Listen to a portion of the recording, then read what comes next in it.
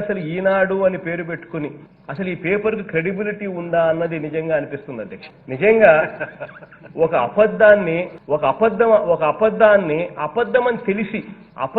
అబద్ధమని తెలిసి దాన్ని ప్రజలలో చెప్పిన అబద్ధాన్ని 100 సార్లు చెప్తే అది నిజంగా మార్చచ్చు అన్న గోబెల్స్ ప్రచారానికి సాక్షాత్తు ఈనాడు పేపర్ లాంటి పేపరు ఏ స్థాయిలో దిగజారిపోయి ప్రచురిస్తా ఉందన్న దానికి నిదర్శనం అధ్యక్ష. అధ్యక్ష, పెన్షన్ టెన్షన్ అంట అధ్యక్ష. టెన్షన్ అంట అధ్యక్ష. బీసీలంటే జగన్కు అంత చులకన అంట అధ్యక్ష. చంద్రబాబు నాయుడు గారు అన్నారని పెన్షన్లు చేయూతపై సీఎం చెప్పినవన్నీ అబద్ధాలు. అది కూడా చంద్రబాబు నాయుడు అనడం, దాన్ని పెద్ద దీంతో రాయడం. కనీసము ఇంతగా అక్కడ చూపించాం, క్లిప్పింగ్ లేసి చూపించాం.